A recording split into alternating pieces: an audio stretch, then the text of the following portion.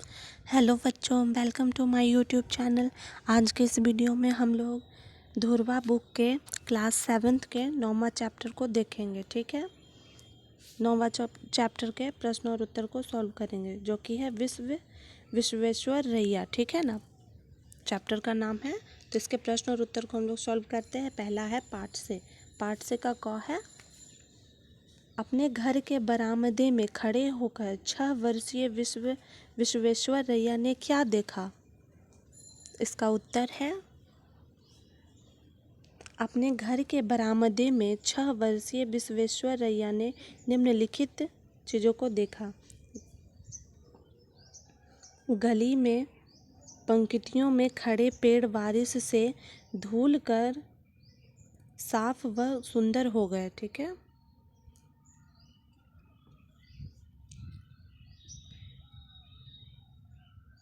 पत्तियों और टहनियों से पानी टप टप गिर रहा था। दूर धान के खेत लहलहा रहे थे। दूसरा देखा था, नाली में बहते पानी को देखा, जो अपने साथ बड़े पत्थर भी बहा कर ले जा रहे थे।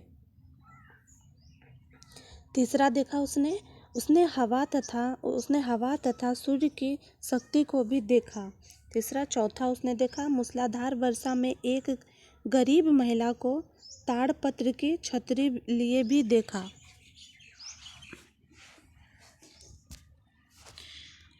प्रश्न ख है, तुम्हें विश्वेश्वरैया की कौन सी बात सबसे अच्छी लगी और क्यों लगी?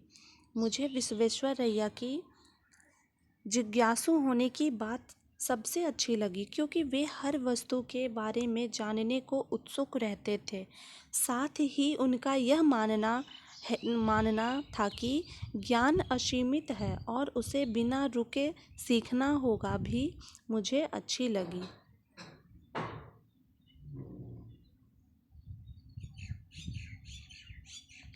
गो है, विश्वेश्वरैया के मन में कौन कौन से सवाल उठते थे? तो इसका उत्तर है, प्रकृति शक्ति है और उन्हें प्रकृति के बारे में सब कुछ जानना चाहिए। साथ ही वह हमेशा सोचते व पूछते थे कि इतने लोग गरीब क्यों हैं, नौकरानी फटी साड़ी क्यों पहनती है, वह झोपड़ी में क्यों रहती है, ऊर्जा के कौन से प्रचलित स्रोत हैं।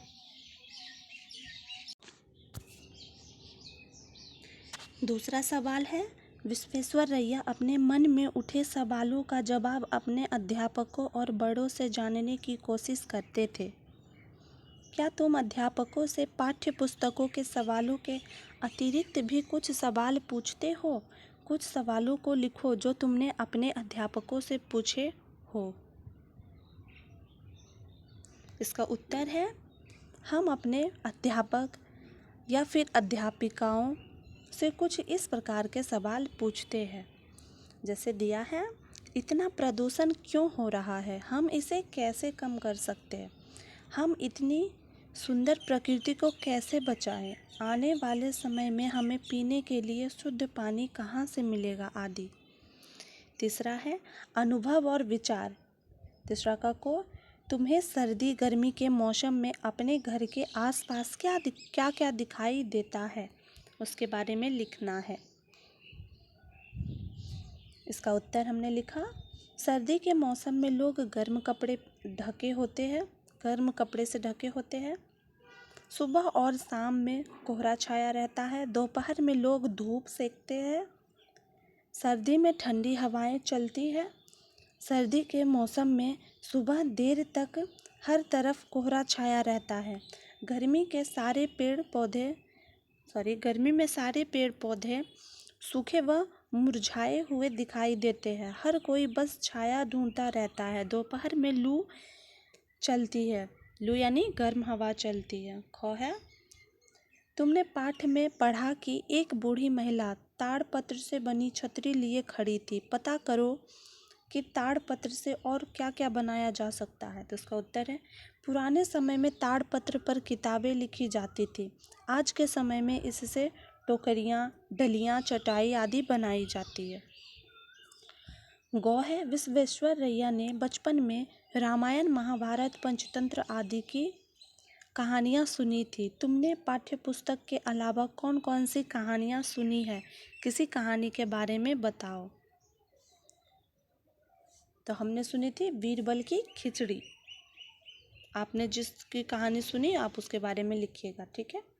अकबर के शहर फतेहपुर सिकरी में सर्दियों के दौरान काफ़ी ठंड पड़ती थी। एक बार बादशाह ने यह घोषणा करवा दी कि वह सोने के 1000 सिक्के उसे देंगे जो शाही महल के बाहर स्थित ठंडी झील में पूरी रात खड़े होने की हिम्मत रखेगा।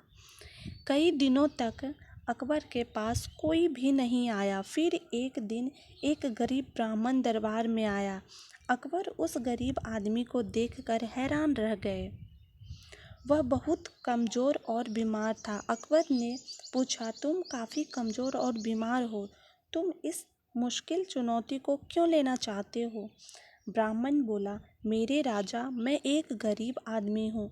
मेरे छोटे छोटे बच्चे हैं जो भूखे हैं। मुझे पैसों की ज़रूरत है। अकबर राजी हो गए। ब्राह्मण को 2 पहरेदार झील में लेकर गए। ब्राह्मण ने अपने सारे कपड़े उतारकर जल में प्रवेश किया और पहरेदारों की निगरानी में बर्फ जैसे ठंडे पानी में पूरी रात खड़ा रहा। अगली सुबह पहरेदार ब्राह्मण को दरबार में लेकर गए। अकबर ब्राह्मण की बहादुरी पर हैरान था। उसने पूछा, तुमने सारी रात ठंडे पानी में खड़े रहने के लिए प्रतिबंध कैसे किया? क्या तुम्हें ठंड नहीं लगी? गौर है तुम्हारे मन में भी अनेक सवाल उठे होंगे जिनके जवाब तुम्हें नहीं मिले। ऐसे ही कुछ सवालों की सूची बनाओ। इसका उत्तर है, मेरे मन में कई प्रकार के सवाल उठते हैं, जैसे आसमान नीला क्यों दिखाई देता है, घास हरी क्यों होती है, हमारे राज्य का मौसम दूसरे राज्यों से अलग क्यों है, हम समुद्र का जल क्यों नहीं पी सकते। अंगो है, तुम्हारे विचार से गरीबी के क्या कारण है? उत्तर देना है इसका। तो मेरे विचार से गरीबी के मुख्य कारण है बढ़ती जनसंख्या, शिक्षा का अभाव, अनुसूचित सरकारी नीतियाँ, विषम सामाजिक परिस्थितियाँ, बढ़ती महंगाई, प्राकृतिक आपदाएं, उचित स्वास्थ्य सेवाओं का अभाव, लोगों की बुरी आदतें आदि। वाक्य बनाओ। चौथा है, नीचे पाठ में से चुनकर कुछ शब्द दिए गए हैं। तुम इनका प्रयोग अपने ढंग के वाक्य बनाने में करो। हरे भरे उमड़, देखिए यहाँ पे कौसे चौतक है। हरे भरे उमड़ घुमड़, एक दूसरे, धीरे धीरे, टप टप, फटी पुरानी। हरे भरे खेतों को देख किसान खुश हो गया। बादलों को उमड़ घुमड़ आते देख माँ ने रस्सी से कपड़े उतार लिए। अध्यापिका ने बच्चों को खेत में एक दूसरे की मदद करने को कहा। दिन ढलते ही धीरे धीरे अंधेरा होने लगा। मैं स्कूल के लिए निकल ही रही थी कि टप टप बारिश की बूंदें गिरने लगी। भिखारी ने एक फटी पुरानी पैंट पहन रखी थी। पांचवा है, इन वाक्यों को पढ़ो और इन्हें प्रश्नवाचक वाक्यों में बदलो। वह है, ज्ञान असीमित है। इसका उत्तर हमने लिखा, क्या ज्ञान असीमित होता है? आकाश में अंधेरा छाया हुआ है। क्या आकाश में अंधेरा छाया हुआ है? गड्ढे और नालियाँ पानी से भर गई। क्या गड्ढे और नालियाँ पानी से भर गई है? उसने एक जलप्रपात का रूप धारण कर लिया। क्या उसने एक जलप्रपात का रूप धारण कर लिया है? राष्ट्रीयता की चिंगारी जल उठी थी। क्या राष्ट्रीयता की चिंगारी जल उठी थी? मैं काफ़ी धन कमा लूँगा। क्या मैं काफ़ी धन कमा लूँगी?